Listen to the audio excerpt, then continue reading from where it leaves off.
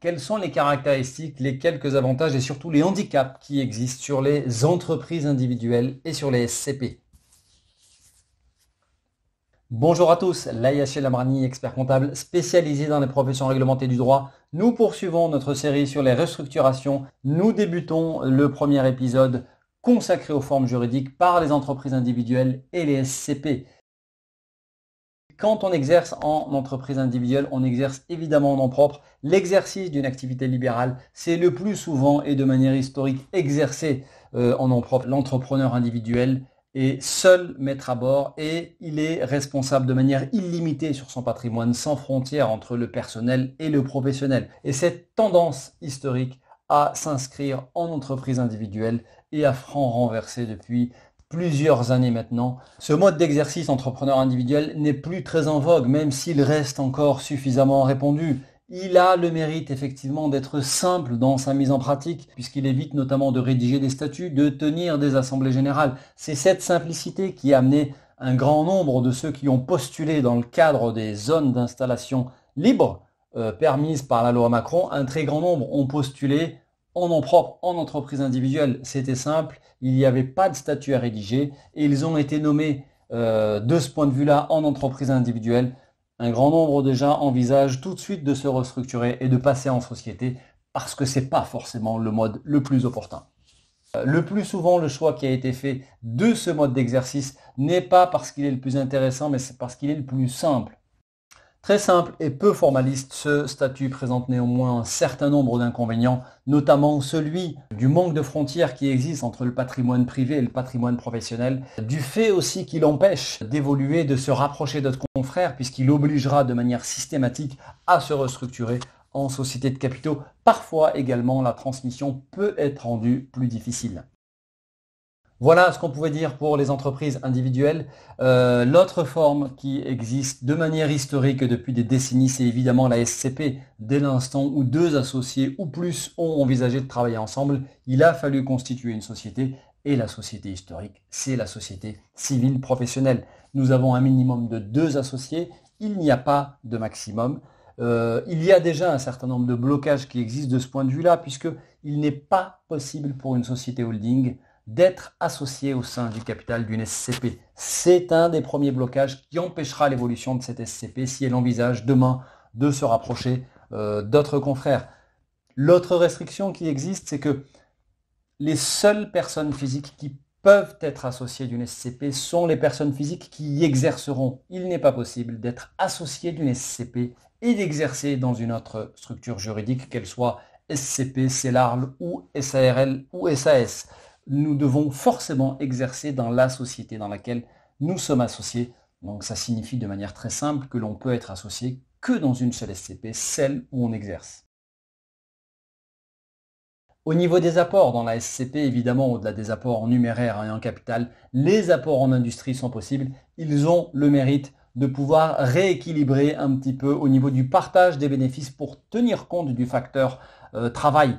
Puisque quand nous avons 2 associés, par exemple à 80-20, s'il n'y a pas de part en industrie, le bénéfice, le résultat sera distribué à 80-20. Donc le plus souvent sont ajoutés des parts en industrie qui permettent de répartir le résultat en partie selon les parts en capital et en partie selon les parts en industrie pour rééquilibrer un petit peu le travail et la rémunération du minoritaire. Au niveau du capital, il n'y a pas de capital minimum ni d'ailleurs de capital maximum. La seule restriction qui est posée est sur la valeur de la part nominale, puisque la valeur nominale d'une part doit être au minimum pour les notaires et les huissiers par exemple de 152,45 euros, 1000 francs pour les plus anciens d'entre nous.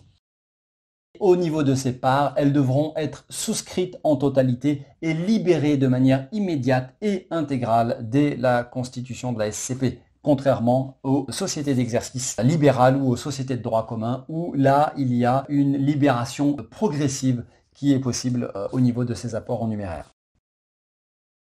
Autre caractéristique de SCP, c'est évidemment la responsabilité qui est en tout point commune avec celle de l'entreprise individuelle. La responsabilité ici pour les associés d'une SCP est indéfinie et solidaire. Les associés seront responsables sur l'ensemble de leur patrimoine, des actes professionnels qu'ils vont accomplir. Dès l'instant où leur société ne pourra plus faire face à ces dettes, on viendra chercher chacun d'entre eux sur leurs biens personnels.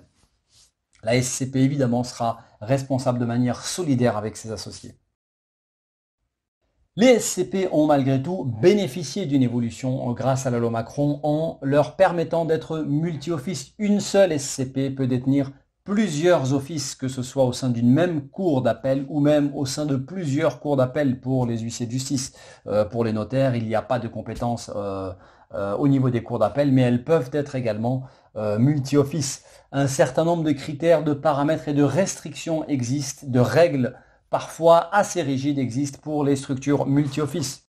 Chaque office est considéré comme une entité autonome, contrairement au bureau secondaire, avec un compte affecté par office et avec une comptabilité distincte par office. Une SCP qui détient 3 offices devra tenir 3 comptes indistincts et avoir 3 comptes affectés, avec à chaque fois des titulaires qui seront certes tous associés de la même société, mais qui seront nommés sur un seul des 3 offices, pour reprendre notre exemple. C'est-à-dire qu'ils ne seront pas interchangeables entre eux et chacun ne pourra instrumenter et signer les actes que de son office. Et donc, quand les autres partiront, par exemple, en congé, on ne pourra pas signer leurs actes, si ce n'est en respectant la règle habituelle de la substitution, mais il y aura ce formalisme avec lequel il faudra faire.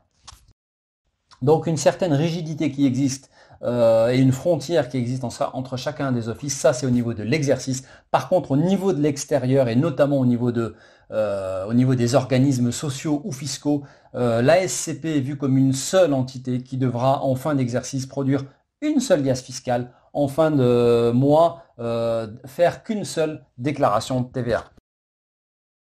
La répartition du résultat dans ces structures multi-office se fera au prorata du capital, donc indépendamment de la performance économique de chacun. Si un office tourne un peu mieux que les 2 autres, pour reprendre notre exemple de 3 offices, eh bien la répartition ne sera pas proportionnelle aux apports de chacun en termes de chiffre d'affaires ou en termes de résultats, mais elle sera proportionnelle telle qu'elle a été cadrée dans les statuts, c'est-à-dire selon les parents capital et les parts en industrie s'il y a des parts en industrie. L'un des handicaps majeurs des entreprises individuelles et des SCP, c'est évidemment la fiscalisation de 100% de la quote-part de résultat de chacun et le fait aussi que la base soumise aux cotisations sociales correspond également à 100% de sa quote-part de résultat. On appelle résultat ce qui n'est pas réellement un résultat, parce que contrairement aux sociétés de capitaux, le résultat issu de la déclaration 2035 est un faux résultat, puisque les principaux acteurs ne se sont pas encore payés, les associés ne voient pas leur rémunération déductible de ce résultat-là. Donc en fait, c'est un mélange du résultat de la performance de l'étude et de la rémunération des associés confondus dans ce qu'on appelle le résultat de la déclaration 2035. Et donc si nous avons un résultat de 200 avec 2 associés, chacun sera fiscalisé et socialisé sur 100% de sa quote-part, donc 100 d'un côté et 100 de l'autre, même s'il n'a prélevé que les 2 tiers de ses droits. Alors que dans les sociétés de capitaux, nous verrons qu'il y a un arbitrage qui peut être possible et nous pouvons choisir de ne prendre que la moitié, donc d'être fiscalisé et socialisé à l'impôt sur le revenu et aux cotisations sociales que sur les sommes qui auront été prélevées. Imposition à la flat tax pour les cessions de parts de SCP ou pour la cession de son entreprise individuelle. La flat tax de 30% et l'imposition de la plus-value 12,8 plus les prélèvements sociaux qui sont à 17,2. 17,2 plus 12,8, ça fait 30%. Au niveau du régime social des associés, qu'ils soient SCP ou que nous soyons en entreprise individuelle, ce sera le régime TNS, le régime des travailleurs non salariés. Voilà pour les principales caractéristiques de l'entreprise individuelle d'une part et de la SCP d'autre part.